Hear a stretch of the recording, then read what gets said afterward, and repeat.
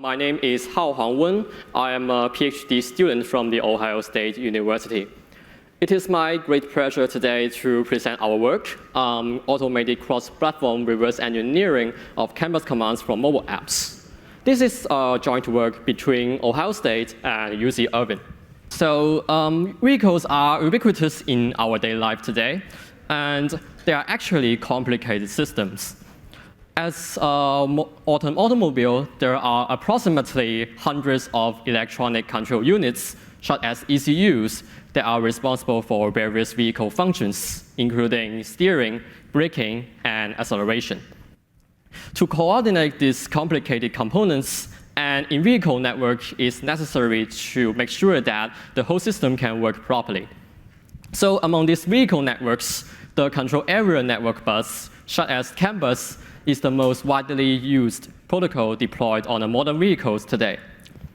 So specifically, the CAN bus uses a special type of command messages to coordinate these ECUs, which are known as the CAN bus commands. So CAN bus commands are crucial to a wide range of applications. For instance, the onboard diagnostic dongles are used by the insurance companies, such as Progressive, to monitor the driver's behavior.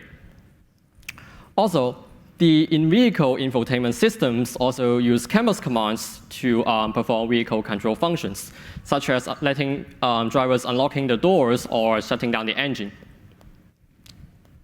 And more recently, I think we have all heard about autonomous driving. So the fundamental way to achieve vehicle control is through the firing of CAN bus commands. CAN bus commands are also crucial for security areas. For instance, in 2015, there was a remote vehicle attack that can shut down the engine of a Jeep Cherokee. This is also achieved by the firing of CAN bus commands.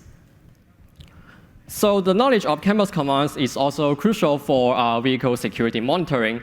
There have been some proposals in building CAN bus firewalls to prevent external attacks.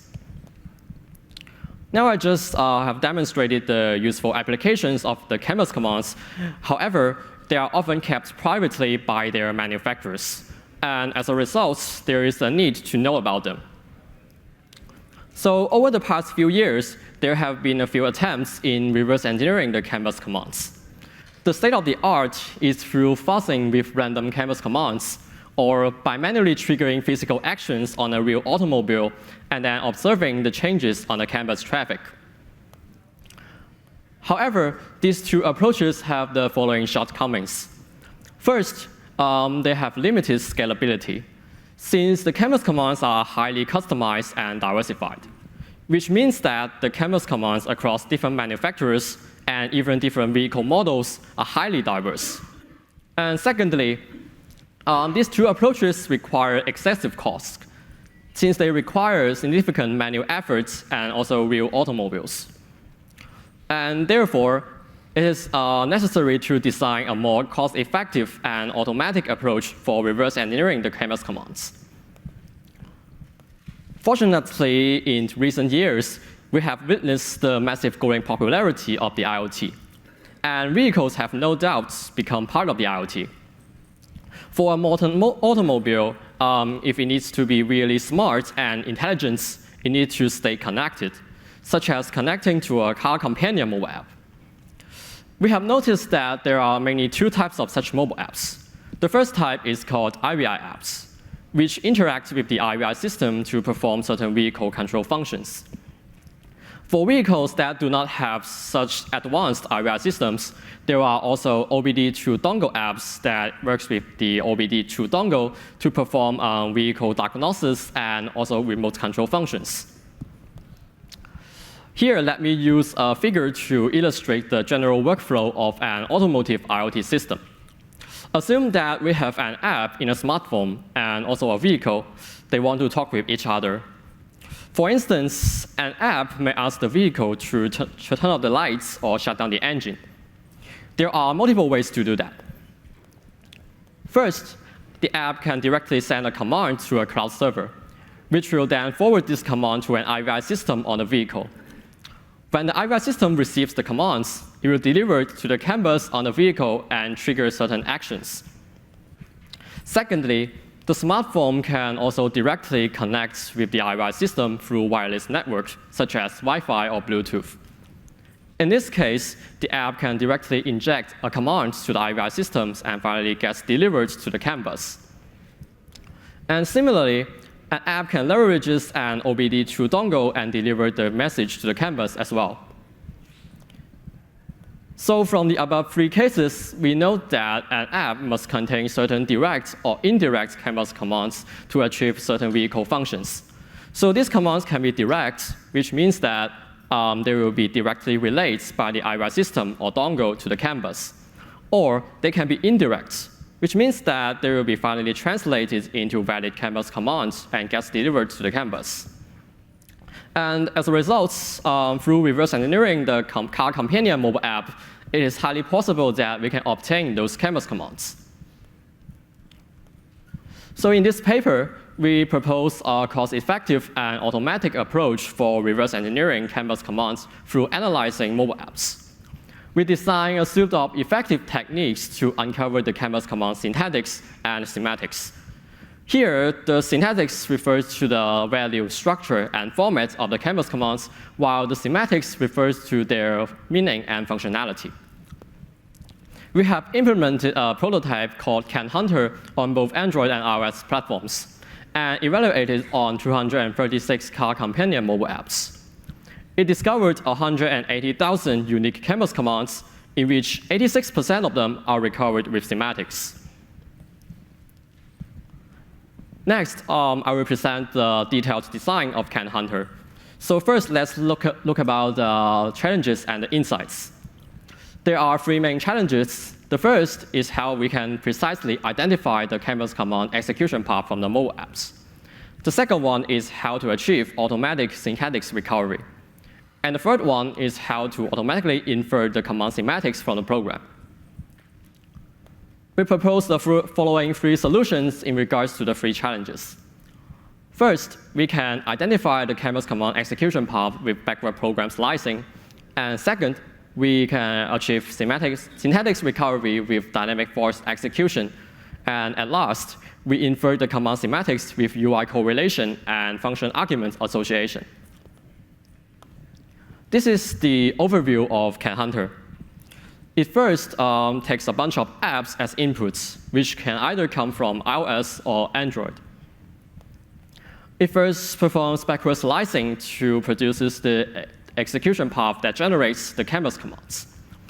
So based on the execution paths, CANHUNTER then uses dynamic force execution to execute the program instructions to recover the command syntactics. Meanwhile, the semantics can also be recovered by UI correlation and function argument association. Finally, the command syntactics and semantics will be produced as our results. So next, I will present each of the detailed design of each main components. The first component is backward slicing. So in this step, the algorithm will first start from some low-level network API and keep track of some data variable. So it will then backward iterate the program to keep track of the data until the data source is reached. So specifically in this case, the backward slicing algorithm first starts from a variable v9, which is at the bottom of the figure. So this v9 variable is taken by a write value API. This API allows an app to send out a CAN bus command to an OBD2 dongle. So the variable v9 actually carries the concrete value of the CAN bus command. And next, the backward slicing algorithm will backward iterate the program and records all the instructions that are relevant in the generation of this data variable. And finally, the execution path will be produced containing all these relevant instructions. So in the next step, KenHunter tried to, based on the execution path and forward execute each of the instructions to recover the concrete command syntactics, which is the value, the format, and the structure. So specifically in this example, KenHunter first initializes a value that is 0x7E0, and then forward executes various instructions in this program, such as the substring function and the format string function. And finally, the concrete value of the command syntactics will be produced as a result. So in addition to the command syntactics, KenHunter also tried to infer the command semantics in two ways. The first way is through UI correlation. So in this example, we have noticed that the commands being sent out is triggered by a UI button. There is a label on the UI button saying engine control, which can be used as the command semantics. So in addition to the command semantics, function arguments can also be useful. In this example, we also notice that the engine controls also appears as a constant string in a function called statements, which appears in the execution path. And using a similar way, the car model information can also be inferred, such as Toyota Corolla in this example. And in the following, I will present the evaluation of our work. We have crawled 236 vehicle apps in April 2019 from both Google Play Markets and Apple App Store. So we have collected 122 apps from Android and 114 apps from iOS. We further categorize these apps into Dongle apps and ARIA apps. Note that there are 79 apps that appear in both Android and iOS platforms. From these 236 apps, KenHunter identified 180,000 unique canvas commands. These commands come from 107 apps in our datasets. For another 109 apps, they actually expose indirect commands for vehicle diagnosis and vehicle control. As for the remaining 20 apps, KenHunter failed to discover any canvas command from them since they are obfuscated and the control flow is broken.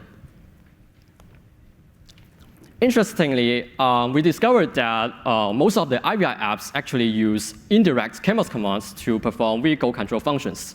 So we named them as interpreted commands in our research. So these interpreted commands are usually strings or numbers, and I list a few of the examples here. For instance, the AccuraLink app uses an unlock string or location to let users unlock the vehicle and obtain the location information. Another app, such as CarNet, use numbers for vehicle functions, such as use 2 for unlock and 3 for lock. We also try to group our results based on the recovered car model information. We have identified altogether 360 car models across 21 car makers, including some popular ones like Audi and Volkswagen. Here, I present the result characteristics based on the recovered semantics. We found that over 86% of our results are recovered with command semantics. These semantics can be categorized into diagnosis and vehicle control. And also, I list a few of the examples here. So the typical examples for diagnosis commands are reading engine speed and temperature. The typical examples for control type commands are like remotely unlock your door. So next, we also try to perform correctness evaluation to validate our results. And this is not a trivial task because the canvas commands are highly diverse and customized. And also, and most importantly, the available ground truth on the internet are actually quite limited, and we were only able to obtain only a very few of them. However, we still successfully validated over 70% of the command syntactics and semantics. We have tried the following 3 sources for validation based on our best efforts, including public resources, cross-validation, and real-car testing. First, we try to search for all available publicly available ground truths on the internet. So they can either come from the car hacking forums or from those source code of the autonomous driving software. We successfully validated a few of our results, and we list some of them here.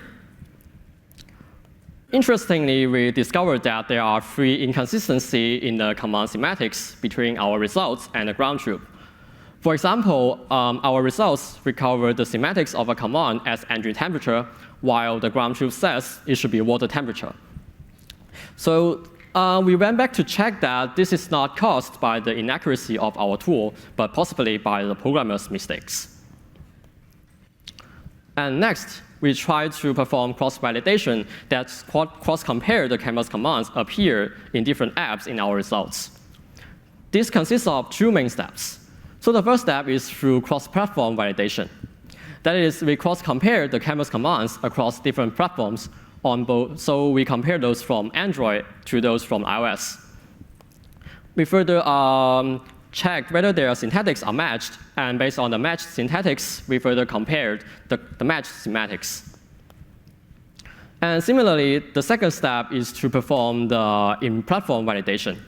That is, we cross-compare the canvas commands within the same platforms, in both such as within Android and within iOS. So through the cross-validation process, we successfully validated a large number of the canvas command syntactics, and we did not observe any inconsistency in the command semantics. And finally, we also tried our best efforts to validate some of the canvas commands on two-wheel automobiles, including a Toyota RAV4 and a Toyota Corolla. Specifically, we use a mobile app and also an OBD2 dongle and tried to trigger all the possible syntactics and semantic values on the smartphone and capture their values. We also successfully validated part of our results, such as if we inject these commands into the vehicle, we can observe that the wireless door locking function of the vehicle will be disabled. I also summarized our related work here in case you are interested, but let's skip it due to the time limitation. So there are a few directions for the future work. The first is to handle obfuscation. Since the current implementation of CANHUNTER is not resilient to any analysis techniques such as control flow obfuscation, there are many de-obfuscation techniques that can be applied to address this concern. Moreover, KenHunter also discovered a great number of AD commands for vehicle diagnosis and some interpreted commands for vehicle control. These vehicle commands are also worth of security attention. And lastly, KenHunter has the potential to be extended to reverse engineer the syntactics and semantics of other IoT protocols as well. To summarize, in this work, we proposed CANHUNTER, which is an automatic and cost-effective approach of reverse engineering canvas commands from mobile apps. It recovered both the syntactics and the semantics of canvas commands. We implemented CANHUNTER on both Android and iOS platforms and evaluated with 246 mobile apps, in which we discovered 180,000 unique canvas commands, in which 86% of them are recovered with semantics. Note that we also made our source code and the complete dataset available at our GitHub page. Thank you so much for your attention, and now I'm ready to take questions. Thank you.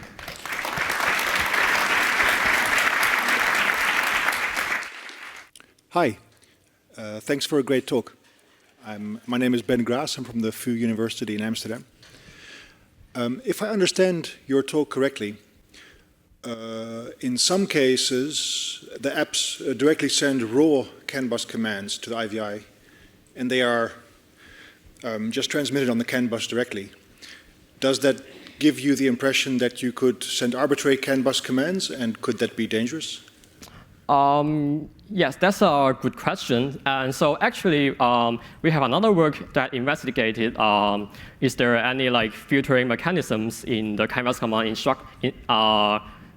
injection. That means if we can inject arbitrary canvas commands to the vehicle. So we have confirmed that this applies to most of the vehicles today. Yeah, that's actually is a truth. That sounds dangerous. Yeah. Thank you. Thanks. Hi, I'm Lu Yixin from Indiana University. In shifting work, so I have one question. So program analysis on iOS not easy. So I'm wondering, what's the effectiveness of your tool on iOS compared to on Android? So as for the true effectiveness, you mean the false positives and false negatives, right? Yes, and coverage. Yeah. Okay. Yes. So in terms of the false positive, So KenHunter may have false positives since the false execution did not consider some certain execution context. For instance, it may execute some of the dead code in the program that will never be triggered actually. This may cause some false positives, but we did not discover any false positive in our results on both iOS side and the Android side. Yes, and as for the false negative, so false negatives also theoretically will exist in our results, but we are not able to detect it due to the incompleteness of the canvas command data sets. So it may exist due to like some timeout of some branch explosion cases, our tool will time out. So this may also cause some false negatives in our results. All right, let's thank our speaker.